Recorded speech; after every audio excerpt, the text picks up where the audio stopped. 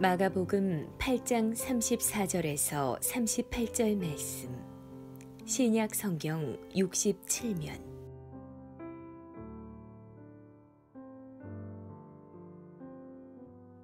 무리와 제자들을 불러 이르시되 누구든지 나를 따라오려거든 자기를 부인하고 자기 십자가를 지고 나를 따를 것이니라. 누구든지 자기 목숨을 구원하고자 하면 잃을 것이요 누구든지 나와 복음을 위하여 자기 목숨을 잃으면 구원하리라. 사람이 만일 온 천하를 얻고도 자기 목숨을 잃으면 무엇이 유익하리요? 사람이 무엇을 주고 자기 목숨과 바꾸겠느냐? 누구든지 이 음란하고 죄 많은 세대에서 나와 내 말을 부끄러워하면 인자도 아버지의 영광으로 거룩한 천사들과 함께 올 때에 그 사람을 부끄러워하리라. 오늘 저는 여러분과 함께 천하보다 귀한 생명, 이러한 제목으로 함께 은혜를 나누려고 합니다. 일본이 낳은 세계적인 성자가 있습니다. 우찌무라 간조지요. 한 번은 이 우찌무라 간조가 식사 대접을 받게 됩니다. 아주 기름진 그런 음식을 대접을 받았는데 아주 큰 부잣집이었습니다. 그런데 이제는 식사를 마치고 이렇게 내려가는데 뒤에서 보니까 이 우찌무라 간조가 야, 오늘 참 돼지한테 잘 얻어먹었네. 그렇게 말을 던지고 지나가는 거예요. 그 뒤에서 있던 주인이 좀 당황스럽기도 하지만 심한 모멸감을 느꼈어요. 그래서 얼굴에 흑빛이 되어가지고서 일단은 인사를 하고 집으로 돌아왔는데 잠이 오지 않는 거예요. 여러분 같으면 잠 오겠어요? 대접했는데 돼지라 그랬는데. 그래가지고서 이럴 수가 있느냐고. 내가 자기를 얼마나 존경하고 우리 일본이 존경하는 그런 분이 어떻게 그 입에서 그런 말을 할 수가 있느냐. 그래서 화가 그냥 나서 잠을 못 자고 있는데 또 다른 한편으로 생각을 해본 거예요. 저분은 그럴 뿐이 아닌데 그렇게 품격 없는 용어를 쓰는 분이 아니야. 그렇다면은 지나가는 말이 아니라 뭔가 계획적 말이 아닐까? 나에 대해서 계획을 가지고 한 말이 아닐까? 그러면서 자기를 되돌아본 거예요. 돈 벌기에 바빴어요. 그저 그냥 눈만 뜨면 돈이었었어요. 그러다가 보니까 솔직히 이름만 가진 인간이지 사는 것이 되돌아보니까 짐승이었다 이거지. 깨달은 거예요. 나를 보고 하는 소리였구나. 그러면서 이른 아침 일찍 우찌무라 간조를 찾아가게 됩니다. 그리고 선생님, 어제 그 말씀 너무 감사합니다. 제가 깨달았습니다. 저 지금까지 짐승같이 살아왔습니다. 이제 선생님 믿는 그 예수님 내가 믿겠습니다. 내가 새로워지겠습니다. 우찌무라 간자가 따뜻하게 손을 잡아주었습니다. 여러분, 정말 예수 믿지 않는 사람은 짐승과 다를 바 없어요. 거룩한 척하고 이름 가졌지만은 되돌아보세요. 짐승이지. 그 성경에도 그랬잖아요. 성경에도 믿지 않는 사람을 돼지라 그랬어요. 여러분, 그래서 돼지와 비교하지 마라. 너희는 영원한 생명을 가졌느니라. 오늘 36절 7절 말씀 보겠습니다. 사람이 만일 온 천하를 얻고도 자기 목숨을 잃으면 무엇이 유익하리요? 사람이 무엇을 주고 자기 목숨과 바꾸겠느냐? 여러분, 우리 사람이 온 천하를 얻고도 자기 목숨을 잃으면 아무 소용이 없어요. 그 목숨이라고 하는 것은 귀한 것이다 이 말입니다. 그런데 우리가 이 목숨이 무엇이냐는 것이죠. 어떻게 천하보다 귀하다고 하느냐? 이것은 우리 숨쉬는 이 목숨을 말하는 것은 아닐 것입니다. 왜 그러냐 하면은 이 숨쉬는 것은 차라리 인간보다 거북이가 훨씬 오래 삽니다. 우리 육체를 말하면 달리기는 여러분 사자가 더 빠를 거요. 그렇지 않습니까? 인간이 여러분 보는 거는 독수리가 더 멀은 세상을 보고 냄새 맡는 것은 개가 더 멀리 냄새를 맡습니다. 여러분, 아무리 우리가 화려한 옷을 입어도 장미꽃과 비교할 수 있을까요? 그러므로 인간 육체로 보면은 아무것도 아니에요. 어떤 생화학자가 이 육체를 가지고 조사해 보니까 몇만 원 되지 않는답니다. 그런데 무엇 때문에 한 생명의 가치가 천하보다 귀하다고 말씀합니까? 왜냐? 우리 인간은 하나님의 짝퉁이다. 따라합시다. 인간은 하나님의 짝퉁이다. 네. 여러분, 짝퉁 아시지요? 비슷하잖아요. 어쩌면 여러분, 우리 하나님과 비슷한 데가 너무 많아. 그래서 하나님의 형상으로 만드는 거예요. 물론 하나님과는 비교할 수 없겠지요. 예, 가방도 진짜 가방하고 짝퉁 가방은 여러분 아무도 모릅니다. 아무도 몰라. 그런데 언제 아느냐? 비 올 때 보면은 그거 뒤집어 씁니다. 이렇게. 그거 딱 보면 짝퉁이야. 예. 그렇죠? 예. 그 우리 인간의 이 가치는 여러분, 이 존재의 가치라고 하는 것은 어떤 육체적인 것, 물질적인 것을 말하는 것은 아니에요. 예, 가만히 보면 그 한 영혼이 천하보다 귀하다고 하는 것은 여러분 속에 있는 하늘의 생명, 이것이 귀한 거예요. 그렇다면 한 사람이 천하보다 귀하다면 두 사람은 어느 정도 귀할까요? 어마어마한 것이지. 그래서 생명의 가치를 귀하게 여기고 그 영혼을 구원하라고 하는 것입니다. 우리가 다 그런 존재입니다. 예? 우리가 여러분 한 영혼의 가치를 이해하지 못하면 예수님의 가치를 이해하지 못합니다. 예수님이 왜 우리를 위해서 십자가 졌는지 모릅니다. 이해할 수가 없는 것이죠. 예? 누가복음 12장에 보면 한 부자가 나오지요. 예. 참으로 돈이 많은 부자입니다. 모든 것은 돈이었어요. 그래서 나중에는 창고를 늘리게 됩니다. 그 해는 더 많은 수확이 들어와서 창고를 더 하나 짓게 됩니다. 그리고 배를 두드립니다. 이만하면 됐지. 그렇게 이야기할 때에 누가복음 12장 20절에 하나님은 이르시되 어리석은 자여 오늘 밤에 내 영혼을 도로 찾으리니 그러면 내 준비한 것이 누구 것이 되겠느냐? 생명을 내 마음대로 연장할 수 없는 거예요. 내 인생을 내 마음대로 할 수 없는 거예요. 하나님이 계신 것을 깨달으시기를 바랍니다. 하나님이 위에 계신다는 거예요. 우리 박조준 목사님에게 삼성의 이병철 회장이 돌아가시기 전에 초청을 했죠. 그런데 우리 박 목사님이 성격이 보통 아니세요. 부자가 온다고 부른다고 해서 가는 그런 성격 아니죠. 대통령이 불러도 독재자한테는 안 갔던 분이지 않습니까? 안 갔어요.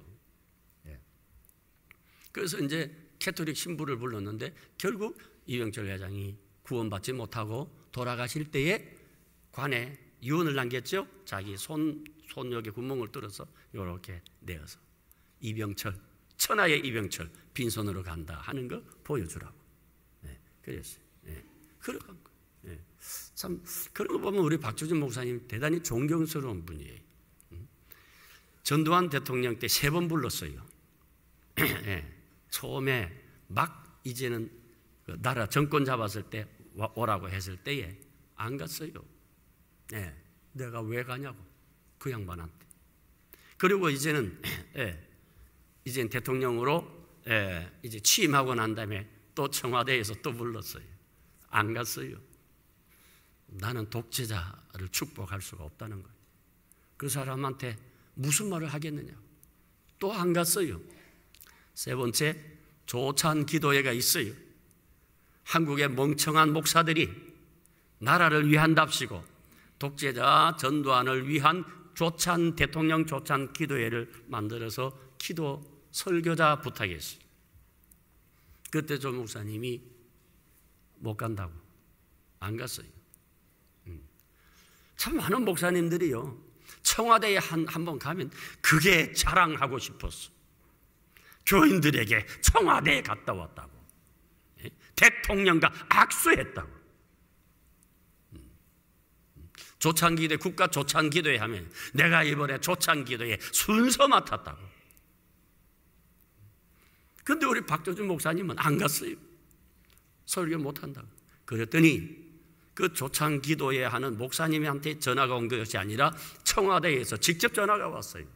박 목사님, 우리 대통령께서 그렇게 설교를 듣고 싶어 하는데 왜 조창기도회에 왜 못 나오십니까? 당황스럽더랍니다. 그런데 순간적으로 하나님이 지혜를 주시더래요. 아, 그거요, 그날 내가 뭘 설교해야 될지 설교가 안 떠오릅니다. 죄송합니다. 아, 설교가 안 떠올라요? 예, 그래요. 그러면 설교 떠오르게 해드리지요. 두고 봅시다. 그리고 이제 미국 갈 때에 여러분, 미아를 어떻게 숨겨서 미국 들어갔느니 그러면서 그런 사건이 있었죠.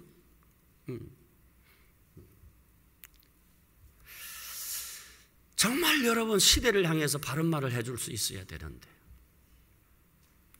여러분 진실을 말할 때가 제일 위험합니다. 악한 시대일수록 그렇습니다. 생명이라고 하는 것은 세상의 그 어떤 것보다 귀하지요. 여러분 생명이 있고 천하가 있는 거예요. 생명이 있고 돈도 있고 인기가 있는 것이죠. 그렇죠? 네. 생명이 있고 권력이 있는 거예요. 네. 그런데 우리가 기억해야 할 것은 이 생명이라고 하는 것은 단순한 육체의 생명을 말하는 것이 아니라 영혼의 생명을 말하는 것이지요. 영혼에 관심이 없는 사람, 내세에는 나는 모르겠다, 이거 어리석은 것입니다. 여러분 이 세상을 보세요. 우리가 영원한 세계가 있다는 여러 가지 증거들이 많이 있습니다. 옛날에 어느 하인을 많이 거드린 부자가 자기가 하인 중에 너무너무 정말 어리석은 바보가 하나 있었어요. 그래서 이렇게 대막대에다가 이쁜 한문 글씨를 써서 그래서 이걸 그 바보에게 주었어요. 이거 갑오로 잘 간직하게. 그런데 만약에 자네보다 더 멍청한 바보 있으면 그 사람한테 유산으로 주게 해. 그랬어요. 그리고 세월이 어느 정도 지나가고 난 다음에 이 주인이 병이 들어 죽게 되었어요. 그랬더니 이 바보가 주인이 이제 돌아가신다고 하니까 주인님 건강하셔야지요. 오래 사셔야지. 주인님 지금 어디로 갑니까? 그랬더니 아이고 이 바보야, 내가 죽고 있잖아. 어디로 가는지 내가 어디 알겠어? 예? 어디로 가는지 몰라요? 주인님 가만히 좀 계셔요 하더니 집에 가더니 그 막대기를 갖고 온 거예요. 주인님 이거 꼭 가져가세요. 야 이놈아, 내가 너 같은 바보한테 주라 그랬지 왜 이걸 나한테 가져오냐? 그랬더니 아니 주인님 생각해 보세요. 나는 죽으면 그래도 천당 간다는 건 알아요. 교회 다녔기 때문에. 주인님은 죽으면 모른다며요. 그러면 나보다 더 바보지. 이거 가지세요 하고 줬대요. 여러분 그렇습니다. 참 우리가 이 세상에 살아가면서 하나님이 없다, 천국이 없다, 이것만큼 어리석은 자가 없어요. 이것만큼 어리석은 자가 없어요. 너무 어리석어. 만약에 여러분 우리가 천국이 있다는 거 알면은 스스로 목숨을 끊을 수 있겠습니까? 우리나라에 하루에 몇 명이 자살하는 줄 압니까? 40명이 자살해요. 매일매일 하루에 40명이 스스로 목숨을 끊습니다.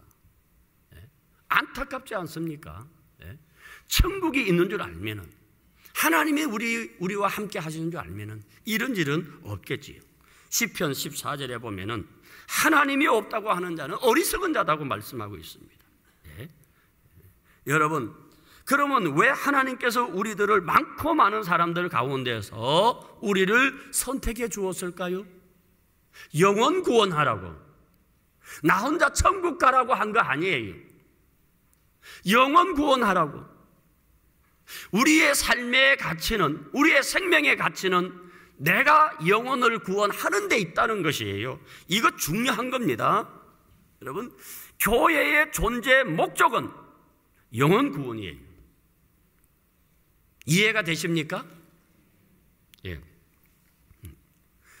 영혼을 구원하려는 이 목적 때문에 하나님 우리를 먼저 구원해 주셨고, 예, 또 우리에게 갖가지 위로와 복을 허락해 주신 거예요. 예. 우리가 교회에서 도움을 줄 수도 있어요. 구제하기도 하고, 또 우리가 뭐 선한 일을 하고 이웃을 돕고 뭐 이런 일도 하지 않습니까? 그러나 그것은 영혼 구원을 위한 원인이지, 이유지, 그것이 목적이 아니에요. 교회는 어떤 일이 있어도 영혼 구원이에요.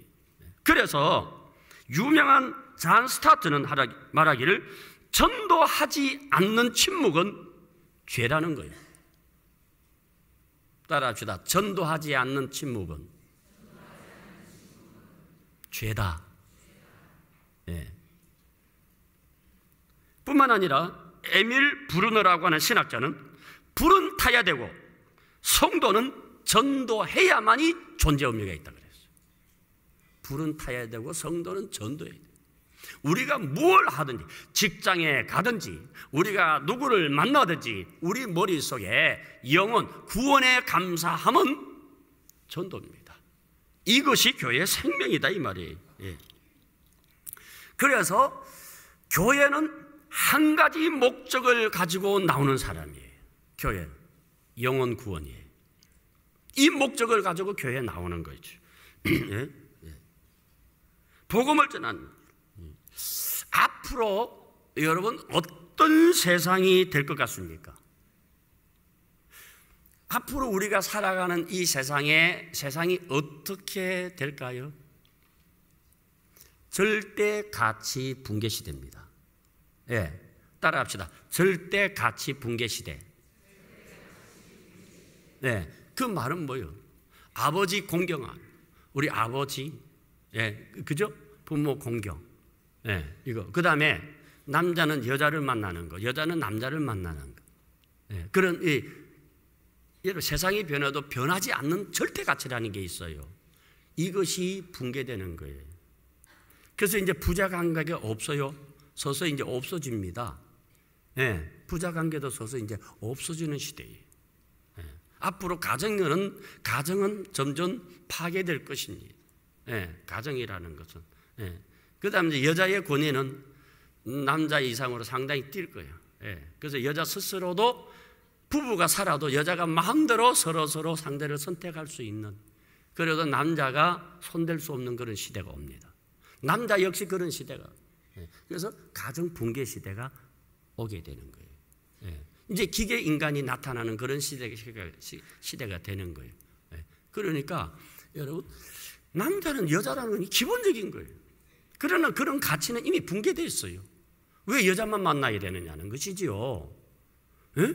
아니, 두 눈 뜨고 왜 여자만 만나야 돼? 남자가 남자 만나면 안 돼요? 예? 뭐가 잘못됐느냐는 거예요. 예. 예. 그러니까 그런 시대가 오게 돼 있어요. 예. 종교? 이제는 종교 없는 시대가 될 거예요. 그러니까 지금 이 시대에 우리가 살고 있다는 게 그나마 다행이에요. 여러분의 후손들의 시대는 참으로 회개망측한 일들이 있어요. 그 여러분들이 우리가 빨리 죽어야 돼. 그거 볼 수가 없는 그런 시대가 와요, 여러분. 뭐 꽃같이 키우고 뭐 이렇게 웃기는 소리야. 여러분 자녀들 다 그런 시대가 될 거예요. 손댈 수 없는 시대, 가치가 붕괴되는 시대. 예. 그리고 교회도 점점 교회의 가치 기능을 잃어요. 예. 그래서 왜? 뭐 때문에 교회에 나와야 돼? 텔레비 있는데 TV 앞에서 좋은 설교 듣고 헌금하면 되는 것이지. 그러나 우리는 어떻게? 지금까지는 우리는 공동체 안에 조직 속에 있어야 교회라고 생각을 합니다. 예배 드릴 때 하나님이 기뻐 받으신다고. 이것이 수천 년 내려오던 전통 교회의 문화입니다. 그러나 두고 보세요. 3, 40년 후 되면은 이제 그 가치가 깨어지게 되는 거예요. 예, 그것도 깨어지는 거예요. 그런 시대가 돼요. 예. 마치 여러분 남자가 남자를 선택하듯이 내가 그런 시대가 되어지는 거예요. 예. 참으로 우리가 어떻게 보면은 상당히 그 전환점에, 전환점 시대에 우리가 이렇게 살아가고 있는 거예요. 그러니까 절대 가치가 인정되지 않는 것이죠. 여러분, 우리가 이런 시대에 살고 있어요. 일어나시기를 바랍니다. 다시 한번 뜨거운 믿음을 회복하시기를 바랍니다. 열정을 가져야 합니다. 앞으로 물결같이 그런 세대가 올 때, 맞아, 그럴 수도 있겠네. 그럴 수도 있겠네. 어떤 일이 있어도 여러분, 우리 한국 교회는 가정의 붕괴를 막아야 돼. 그렇죠? 동성애도 막아야 돼. 가정도 건강해야 돼. 교회도 건강해져야 돼. 여러분, 죄송하지만요, 여러분들 가운데 이 교회에 못 나와야 할 분이 있어요. 부모가 다른 교회에 있는데 내가 지금 이 교회를 나오고 있습니다. 죄송하지만은요, 그분은 그렇게 해서 안 됩니다. 돌아가셔야 됩니다. 반드시 부모님이 있는 교회로 돌아가세요. 그것이 건강한 가정을 이루는 거예요. 그것이 건강한 교회가 되는 거예요. 우리가 이 원리를 잘 알아야 돼. 근데 왜 대체적으로 왜 여기 오느냐? 우리 교회는 작은데 남소리 커서, 그것이 아니라 안 맞아서 오는 거예요. 나는 엄마 아빠의 신앙생활을 하고 안 맞습니다. 그래서 나 독립해서 신앙생활을 하겠습니다 해서 큰 교회로 찾아오는 분들이, 우리 젊은이들이 좀 있다 이 말이죠. 안 됩니다. 돌아가셔야 됩니다. 여러분들, 여러분의 가정으로 돌아가시고 부모님이 다니는 그 교회로 다니셔야 돼요. 그리고 집에서 충분히 대화를 하세요. 신앙의 문제든지 아니면 가정의 어떤 문제든지 대화하시고 이해를 시키시고 그렇게 해야 되는 것이죠. 반대로 우리 교회도 마찬가지. 우리 부모님들이 이 교회 나갔는데 자식들은 딴 데 간다? 왜 딴 데 갑니까? 부모님의 신앙이 귀하면은, 바른 신앙하면은 딴 데 안 가겠지요. 존경스러워. 가치가 있으니까. 나는 우리 아빠하고 신앙 틀려. 나는 우리 엄마하고 신앙 틀려. 그래서 부모는 이 교회, 자식들은 딴 교회. 개판입니다. 이거 개판이라니까. 이게 그 가정이 되겠어요. 그래가지고. 그리고 또 이래도 좋고 저리 흰 고양이든 검은 고양이든 들어오면 좋지 않느냐, 아무나 오라 막 오라. 절대 우리는 그럴 수 없어요. 떠나시기 바랍니다. 그 부모님 교회, 나는 죽어도 부모님 교회 가기 싫은데요? 좋습니다. 그러나 우리 교회는 오지 마세요. 딴 데에 가세요. 받아주는데. 우리 교회는 건강한 교회, 건강한 가정을 추구하는 교회입니다. 아멘이십니까? 그래서 여러분의 가정도 마찬가지. 여러분의 자녀들도 바르게 키우셔야지. 적어도 부모님들이 이 교회 다니면 이 교회 나와야 되는 것이고. 어떤 일이 있어도 하나의 영혼을 귀하게 여기셔야 돼요. 하나님께서 영혼 구원을 얼마나 귀하게 여기는지. 다니엘서 12장 3절 보면은, 지혜 있는 자는 궁창의 빛과 같이 빛날 것이요, 많은 사람을 옳은 대로 돌아오게 한 자는 별과 같이 영원토록 빛나리라. 아멘. 한번 따라 합시다. 지혜 있는 자는 궁창의 빛같이 빛날 것이요, 많은 사람을 옳은 대로 돌아오게 한 자는 별과 같이 영원토록 비치리라. 자, 우리는 여러분 지혜를 여러분 경험에서 얻고 또 책에서 얻고 삶을 통해서 얻는다고 생각을 합니다. 그런데 성경은 그렇게 말씀하지 않습니다. 성경에서 얻는 지혜가 뭔가, 하나님께서 어떤 자를 지혜롭다고 하시고 지혜를 주시느냐 하면은, 많은 사람을 돌아오게 한 자, 진리 안으로 돌아오게 한 자. 믿습니까? 많은 사람을 구원한 자. 말 잘하는 자 아닙니다. 가방끈 길다고 지혜로운 거 아니에요. 지식이 많은 자를 말하는 것이 아니요, 영혼 구원하는 자가 가장 지혜로운 자입니다. 하늘의 별과 같이 영원토록 빛난다고 말씀하고 있습니다. 여기 영원토록, 영원이라고 하는 것은 그 이름이 끊어지지 않도록 하겠다. 이 말은 뭐요? 자손대대로 복을 주시겠다. 그래서 자손대대로 복을 주는 것은 뭐요? 지혜로운 자가 되라. 지혜로운 자는 뭡니까? 많은 자를 영혼으로 인도하는 것. 그래서 우리 신앙생활에 하나님의 은혜와 복과 전도는 연결되어 있습니다. 우리 신앙생활에 가장 중요한 게 뭡니까? 제일 중요한 게 신앙 고백. 두 번째가 전도입니다. 세 번째가 예배예요. 예배가 여러분 신앙 고백이고 그 다음 예배가 우선인 줄 알죠? 전도예요. 그만큼 중요하다니까. 예. 마태복음 28장 19절에 보면 그러므로 너희는 가서 모든 민족을 제자로 삼아 아버지와 아들과 성령의 이름으로 세례를 베풀고 내가 너희에게 분부한 모든 것을 가르쳐 지키게 하라. 볼지어다 내가 세상 끝날까지 너희와 항상 함께 있으리라. 자, 여기 보세요. 모든 민족을 제자로 삼으라 그랬습니다. 두 번째, 세례를 베풀라 그렇게 말씀합니다. 세 번째는 뭡니까? 가르쳐 지키게 하라. 무슨 뜻입니까? 천하보다 귀한 생명을 구원하라는 거예요. 천하보다 귀한 생명을. 그러니까 많은 기독교인들이 그저 하나님 예수 믿고 교회에 와서 예배 드리는 것이 신앙생활이라고 생각하는데 예배보다 우선하는 것이 전도예요. 우리 이거 알아야 되면 또 한 가지 우리가 알아야 될 것은 사명과 생명이 있어요. 사명과 생명. 많은 분들이 생명이 있고 그 다음에 사명이 주어진다고 생각하는데 이게 잘못된 생각입니다. 하나님께서 사명 때문에 보내신 거예요. 이걸 알아요. 사명이 우선되는 거예요. 사명을 위한 생명이지 생명을 위한 사명이 절대 아니에요.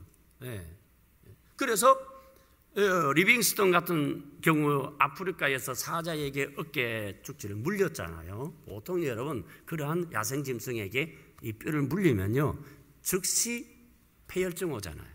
폐혈증이나 파상풍 같은 치료하기가 상당히 어려워요. 그때 뭐라 했습니까? 리빙스턴이 괜찮아. 나 아직 사명이 있어.